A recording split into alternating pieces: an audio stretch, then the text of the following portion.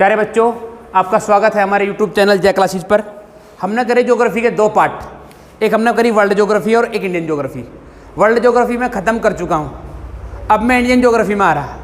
Indian geography में मैं India और उसके आसपास के कंट्री को डिफाइन कर रहा था। मैंने मैप बनाया और मैंने बताया कि कहाँ से कहाँ तक कौन कौन सा कंट्री है। ठीक है,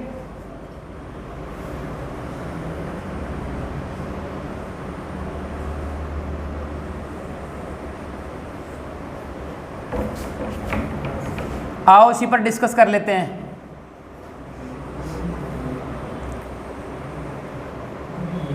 अभी देख लूंगा कि तुम्हें ये इंडिया का मैप भी कल बनाया था, नॉर्थ ईस्ट भी बनाए थे सारे कल।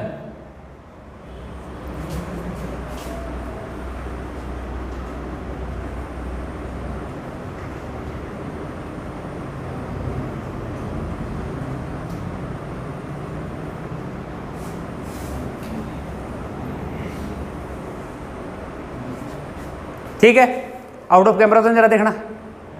ठीक है, मैंने क्या क्या डिस्कस कर लिया था। मैंने यहाँ श्रीलंका डिस्कस कर लिया था। मैंने आपसे यहाँ एक द्वीप है और ये हमारा श्रीलंका है।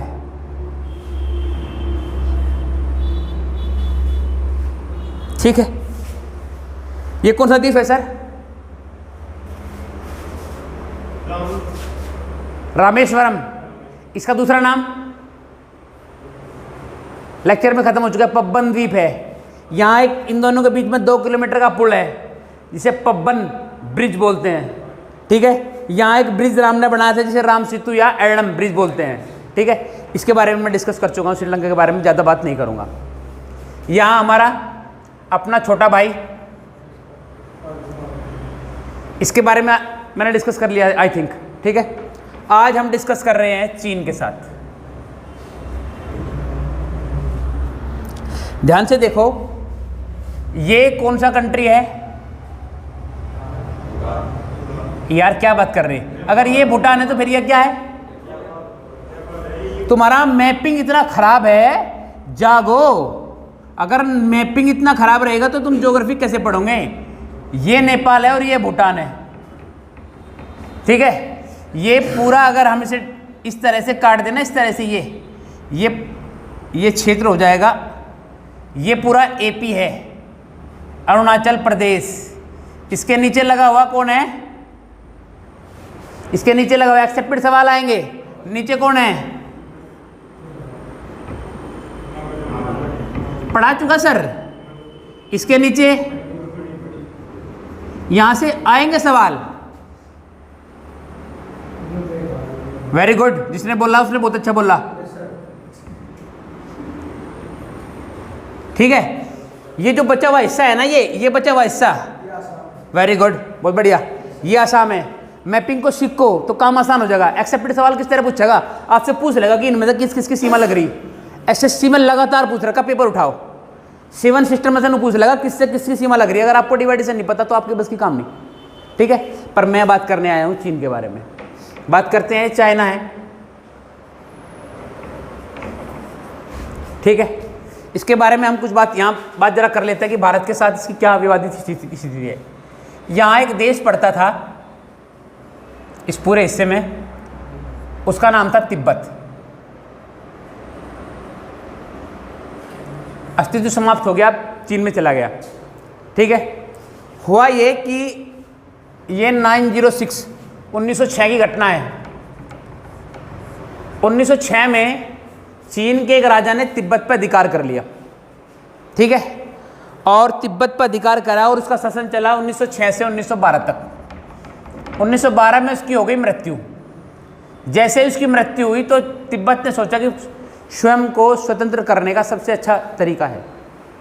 तो राजा की मृत्यु के बाद तिब्बत ने स्वयं को फिर स्वतंत्र देश घोषित कर दिया। ठीक है, और कुछ टाइम ये चला। फिर क्या हुआ? फिर जब ये तिब्बत स्वयं को स्वतंत्र घोषित करने लगा, इस तरफ इस क्षेत्र में बात चल रही है 1912 के आसपास की। यहाँ किसका शासन था? ब्रिटिश या अंग्रेजों का शासन था।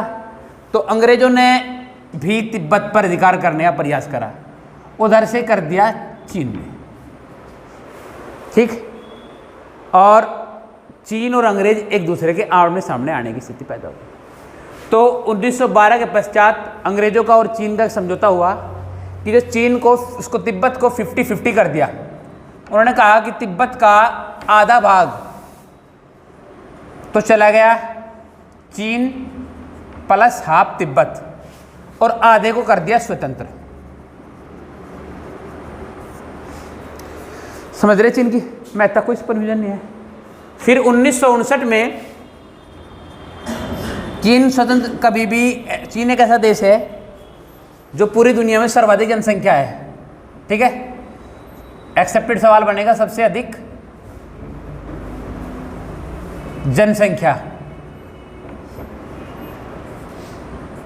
एक एक्सेप्टेड सवाल बनेगा सबसे बूढ़ा। यहाँ की जो आबादी है उनकी एवरेज एज जो है दुनिया में सबसे अधिक है, इसलिए सबसे बूढ़ा देश ही बन रहा है, ठीक है। तो चीन संतुष्ट नहीं हुआ, अपने किसी बॉर्डर पर चीन संतुष्ट नहीं है सीमाओं को लेकर। तो चीन ने 1959 में पूरे तिब्बत पर हमला कर दिया और पुनः वो स्थिति पैदा कर दी जो 1906 में थी, संपूर्ण तिब्बत पर अधिकार कर लिया, ठीक है, कर लिया। जैसे ही इसने ये करा तभी क्या पैदा हुआ, यहां से एक व्यक्ति भारत आ गया भाज के, चीन का धर्मगुरु, नाम है दलाई लामा। जैसे ही दलाई लामा भारत आया तो दलाई लामा के भारत आने से चीन को ऐसा लगा कि भारत तिब्बत को कहीं ना कहीं अंदर से सहयोग कर रहा, और चीन ने भारत के सामने खड़ा कर दिया 1962 का युद्ध। फैक्ट और कॉज समझ में आ रहा है आपको? कारण क्या हुआ? कारण हुआ तिब्बत पे चीन का एक अधिकार के कारण उनका धर्मगुरु भारत में आ गया।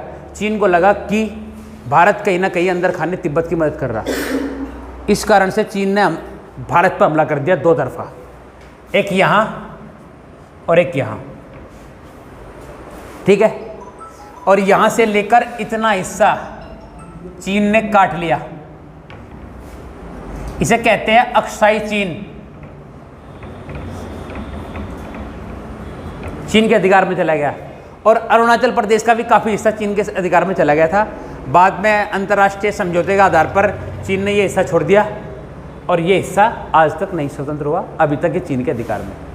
हमारे और चीन के बीच का विवाद यहाँ से भी निकल के आया, ठीक है। पिछले दिनों आपने सुना होगा एक डोकलाम विवाद, आपने सुना होगा, सुर्खियों में आया होगा डोकलाम विवाद। हमारा और चीन का डोकलाम विवाद क्या है जरा जान दो।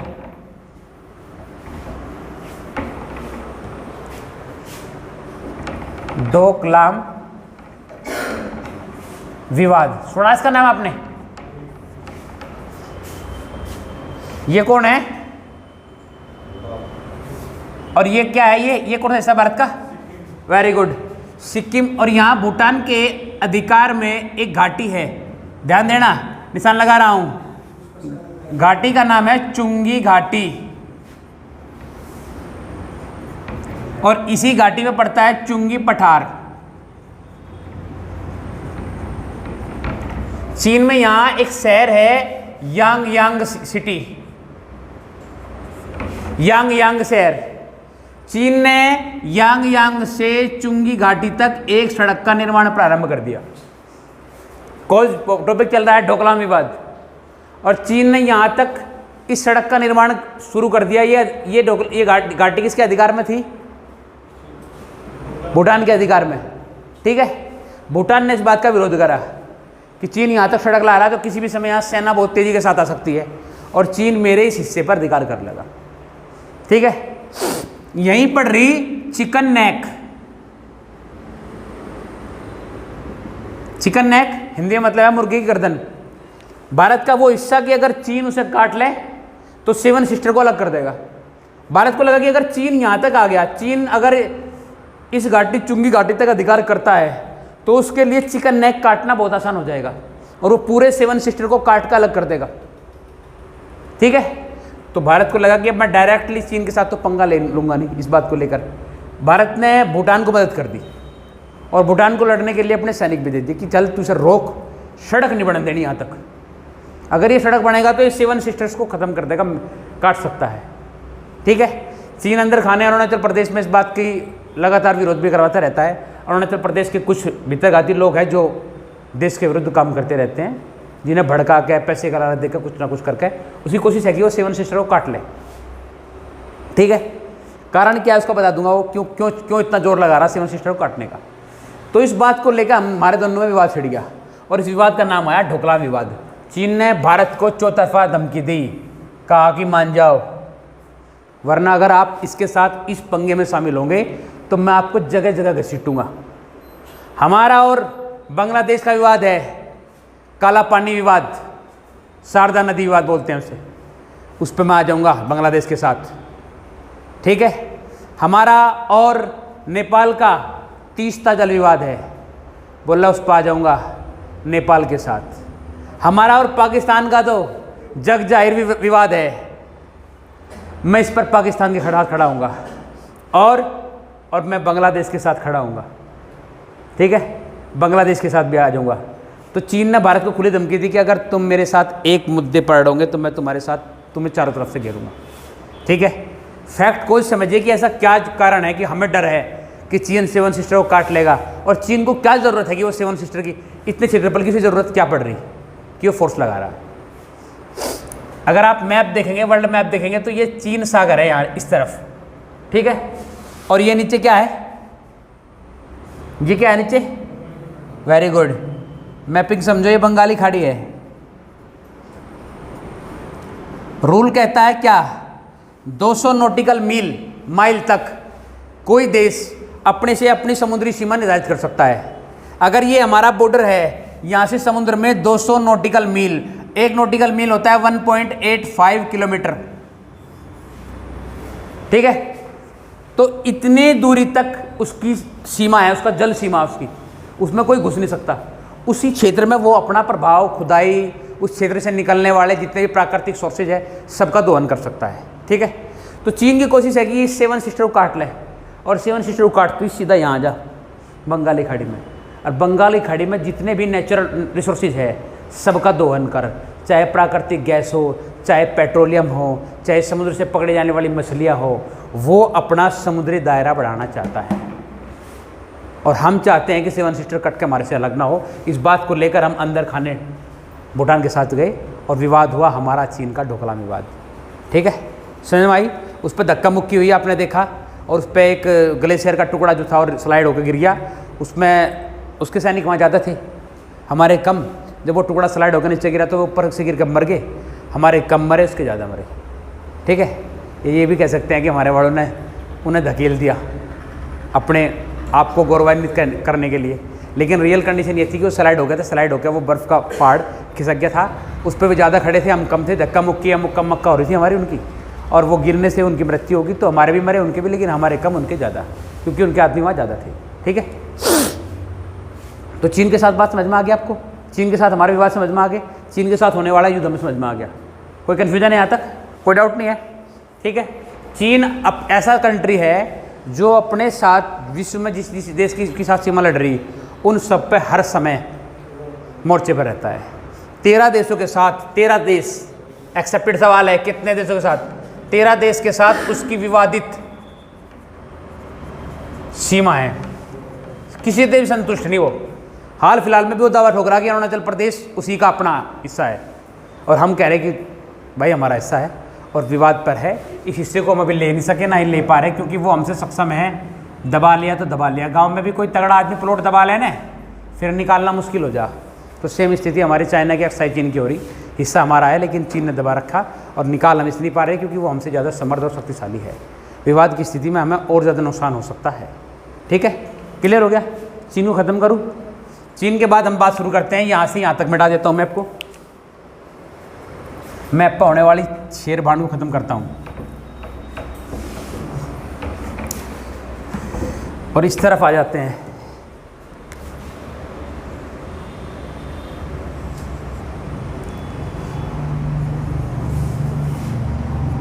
ये है बर्मा अथवा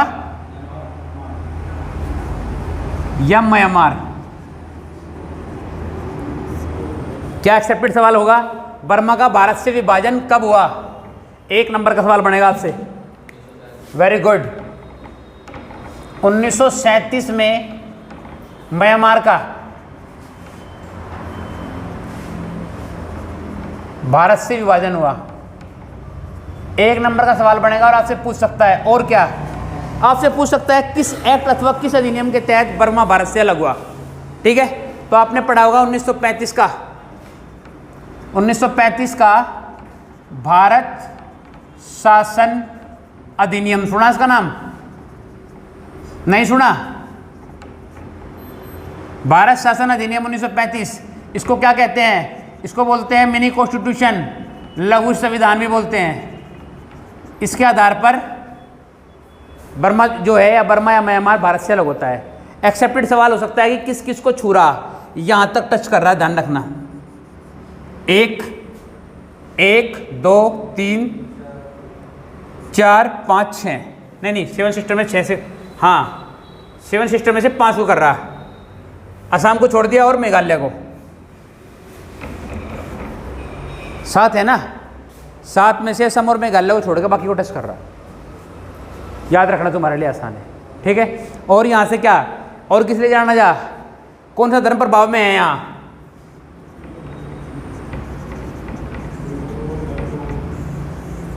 बौद्ध धर्म। ठीक है, बौद्ध धर्म एक्सेप्टेड सवाल बनेगा कि बौद्ध धर्म 2 प्रकार का बौद्ध धर्म है, एक भारत के उत्तर में और एक भारत के दक्षिण में। ठीक है, हिस्ट्री से जोड़ रहा हूं, ज्योग्राफी को सुन लेना। भारत के उत्तर में जितने कंट्री आएंगे वहां मिलेगा आपको महायान। बौद्ध धर्म आ गया तो बता रहा हूं, महायान उत्तर में, और दक्षिण में हीनयान।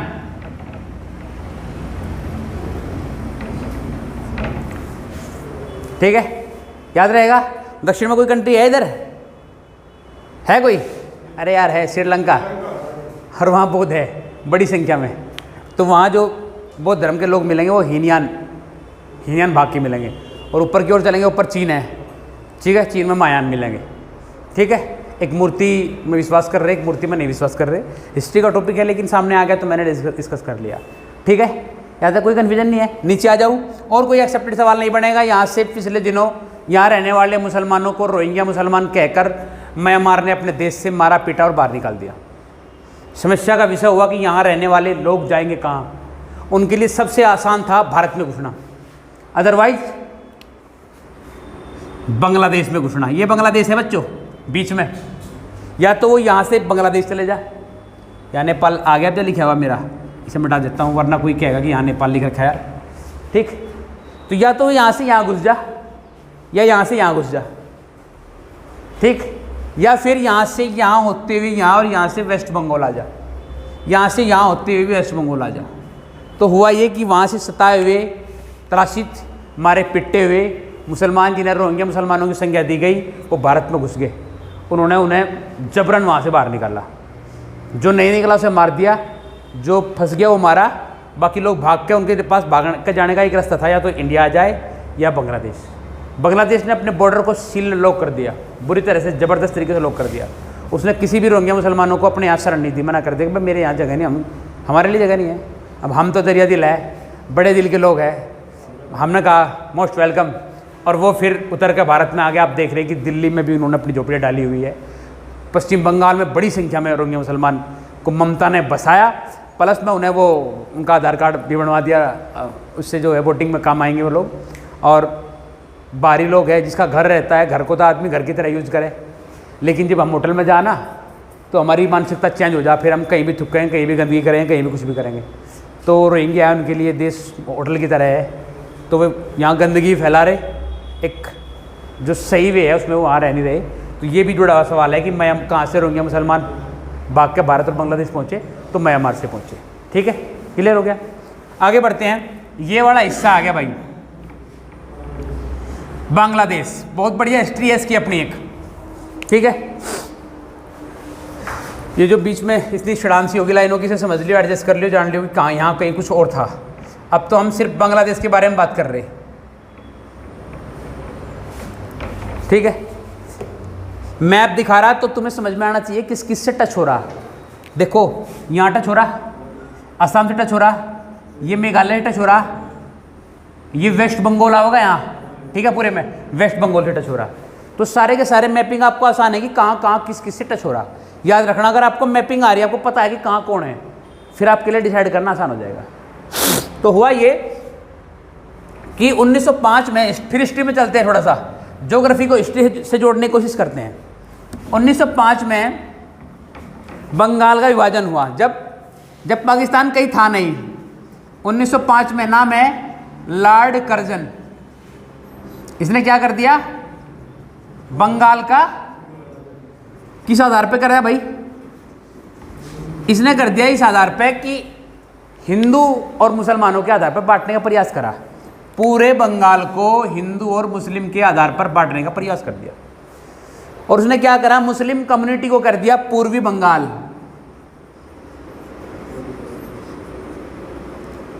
और इससे जिसमें हिंदू अधिक थे, हिंदू बहुल था, उसे कर दिया पश्चिम बंगाल, जो आज भी पश्चिम बंगाल ही बोलता है। ठीक है। और पहली बार विभाजन हुआ भारत में बंगाल का पूर्वी और पश्चिम बंगाल के आधार पर 1905 में। आधार था वही कि जिस क्षेत्र में मुस्लिम बहुल है उसे कर दिया पूर्वी बंगाल, जिस क्षेत्र में हिंदू बहुल है उसे कर दिया पश्चिम बंगाल। कोई कंफ्यूजन नहीं इस बात पे। 1911 में विभाजन रद्द हो गया। ठीक है। बंगाल के बांग्लादेश के जन्म का पहला कारण बना, यहाँ देखना 1947 में हमारा और पाकिस्तान का विभाजन हो गया। विभाजन हुआ, विभाजन की फिर वही आधार रहा कि जो मुस्लिम बहुल क्षेत्र थे वो पाकिस्तान के अधिकार में चले गए और जो हिंदू बहुल क्षेत्र थे वो भारत के अधिकार में हो गए। भारत एक धर्मनिरपेक्ष देश रहा, यहाँ सबका स्वागत है, कोई भी रहो, कोई दिक्कत नहीं, कोई समस्या नहीं। पाकिस्तान तुरंत ही उन्होंने केवल और केवल मुस्लिम राष्ट्र घोषित कर दिया। ठीक। तो अब इस क्षेत्र में मुस्लिम बहुल था, इस क्षेत्र, और एक ये क्षेत्र भी मुस्लिम बहुल था। एग्जैक्टली अगर आप पंजाब को भी देखें तो पंजाब भी में भी कुछ मुस्लिम क्षेत्र था। जब डिवाइडेशन आया तो सारा पंजाब पाकिस्तान के अधिकार में जाने वाला था और ये क्षेत्र हमें मिलने वाला था। तो भारत ने पंजाब को बचाने के लिए ये क्षेत्र, क्योंकि मुस्लिम बहुल था, तो ये पाकिस्तान को दे दिया और इसका नया नाम बदला।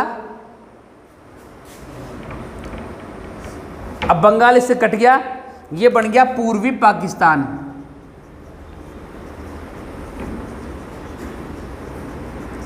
और ये बन गया पश्चिमी पाकिस्तान। समझ में आ रही बात? कोई डाउट नहीं। अब इस क्षेत्र से इस क्षेत्र में आना जाना पाकिस्तान के लिए समस्या का विषय हो गया।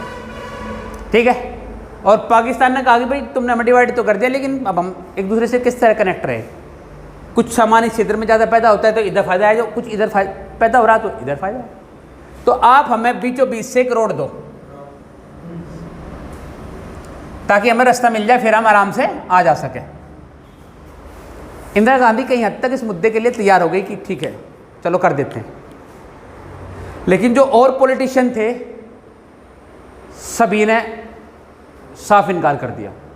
इंदिरा गांधी इन फ्यूचर इस पर तैयार हो गई थी कि चलो दे देते हैं पाकिस्तान को रास्ता, लेकिन और जो अच्छे अच्छे पॉलिटिशियन थे सबने विरोध कर दिया कि भाई 2 टुकड़े तो हमारे ये ले रहा, ये भी तो हमारे टुकड़े, हमारे अपने बच्चे हैं, पूर्वी और पश्चिमी पाकिस्तान, 2 या लाइन कर देगी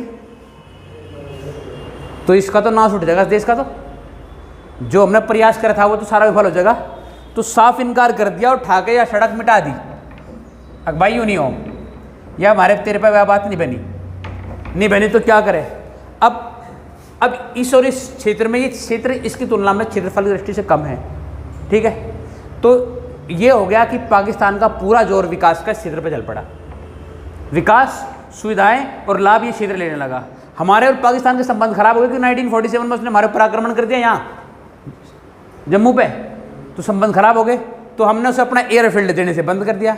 जब एयरफील्ड नहीं मिलेगा तो यहाँ से यहाँ तक कोई भी सुविधा जाने की नहीं। हमने कह दिया अगर हमारे ऊपर से उड़ेगा तो ज़मीन पर पड़ेगा, तुरंत गिरा देंगे। तो उसने सोचा कि भाई फिर तो अपने घर सामान पहुँचाने के लिए देखिए एक रास्ता बचा। क्यों? यहाँ भी पाक जल संधि है, निकल नहीं सकता, बिना हमारी मर्जी के तो निकला नहीं। तो यहाँ से जागा तो भाई कुछ भी पहुँचाने के लिए जब यहाँ से यहाँ जागा तो एक बड़ा खर्चा पाकिस्तान के सिर आ गया। और पैसा उसके पास है नहीं, जिस आदमी को देश की अर्थव्यवस्था चलाने के लिए बड़े भाई से कुछ पैसा उधार नहीं, बस यूं दे दिया कि छोटा भाई है दे दो, तो भारत से 55 करोड़ रुपए के आसपास देश चलाने के लिए मिले हो, उसके बाद में भी उसकी अर्थव्यवस्था ठीक ना रही हो, शासन व्यवस्था ठीक ना रही हो, पैसा उसके पास है ही नहीं, तो यहाँ से यहाँ तक सुविधाओं का अभाव रहने लगा। अब नहीं, वो 1947 को ध्यान दीजिए, 1947 की बात है, ठीक है। यहाँ से यहाँ पहुँचा तो ये रास्ता उसके लिए समस्या का विषय हो गया। तो हुआ ये कि पश्चिम पाकिस्तान तो ग्रोथ कर रहा था या विकास मिल रहा था, लेकिन ये क्षेत्र उपेक्षा का पात्र बनने लगा। जब ये क्षेत्र उपेक्षा का पात्र बनने लगा और सरकारी सुविधाएं इस क्षेत्र में कम मिलने लगी, तो हुआ ये कि इसने अपने स्वयं के देश पाकिस्तान के विरुद्ध विद्रोह शुरू कर दिया। किसने? पूर्वी पाकिस्तान ने विद्रोह शुरू कर दिया। पाकिस्तान को ये लगने लगा कि इस विद्रोह को भड़काने में भारत का कहीं ना कहीं कोई ना कोई योगदान है, तो वो भारत के सामने युद्ध में आ गया। और युद्ध कब? 71-72, 1971-72 हो गया। उस युद्ध में पाकिस्तान की बुरी तरह हार हुई। बहुत बड़ी संख्या में पाकिस्तानी सैनिकों को भारत ने गिरफ्तार करा और समझौते के तहत इस देश को आज़ाद कर दिया गया, इस हिस्से को आज़ाद देश बनाया गया और जन्म हुआ बांग्लादेश का। बांग्लादेश का मतलब समझ में आ गया आपको? कोई कन्फ्यूजन नहीं है। यहाँ से एक नदी होकर आती है, यहाँ नदी का नाम है तीस्ता। हमारे और बांग्लादेश के बीच में विवाद है, तीस्ता जल विवाद। बांग्लादेश का जन्म मैंने आपको बता दिया। कोई दिक्कत है किसी को? यहाँ तक कोई डाउट हो तो बताना मुझे, ठीक है। ये नदी एग्जैक्टली कहाँ से दिखाई मैंने? ठीक दिखाई, सही है, ठीक। यहाँ से होकर बांग्लादेश में आ रही, तो भारत भी इस नदी के जल का दोहन कर रहा और बांग्लादेश भी। तो पानी यूज करने पर दोनों के बीच में विवाद पैदा हो गया, ठीक है। और ये विवाद पैदा हो गया, तो इस विवाद को पैदा होने पर इन दोनों के बीच में एक समझौता हुआ। समझौता ये हुआ कि इस नदी का 39% जल भारत प्रयोग करेगा और 36% जल बांग्लादेश प्रयोग करेगा, ठीक है। बाकी का पानी कहाँ जाएगा? पानी तो और भी है ना, तो बाकी पानी कहाँ जाएगा? तो कह दिया कि बाकी पानी आप नदी में छोड़ दो, उसको जाने दो बंगाल की खाड़ी में। समझ में आया? इस बात को लेकर दोनों के बीच में विवाद है, जिसे तीस्ता जल विवाद के नाम से जाना जाता है। यहाँ तो कोई कन्फ्यूजन नहीं है। हमारे इसके बीच में सीमा विवाद था, जिसे हमने एक संविधान संशोधन के तहत बहुत सारे गांव इसे दे दिए और बहुत सारे गांव इससे ले लिए, ठीक है। हमने 60% भाग अपना दिया और 40% इसका लिया। जो विवादित गांव थे, कुछ ऐसे गांव थे कि जो नदी से कट के इसकी तरफ और हमारी तरफ विवाद का विषय बने हुए थे, ठीक है। तो वो हमारे पश्चिम बंगाल में मिल गए और पश्चिम बंगाल का कुछ हिस्सा हमने बांग्लादेश को दे दिया। यहाँ तक कोई डाउट नहीं है, ठीक है। एक गंगा एवं ब्रह्मपुत्र,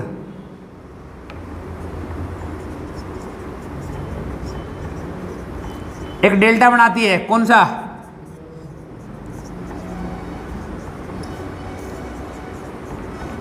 गंगा इस तरफ से आएगी और ब्रह्मपुत्र इस तरफ से आएगी और इस डेल्टे का निर्माण करेगी कहाँ? मोस्टली जो बड़ा भाग है वो बांग्लादेश में है, लेकिन भारत का भाग भी इसमें आता है, ठीक है। अगर आप पूछे सुंदरवन डेल्टा का अधिक क्षेत्र जो आएगा वो आएगा बांग्लादेश में और कुछ क्षेत्र भारत में भी है। डेल्टा का मतलब समझते हो?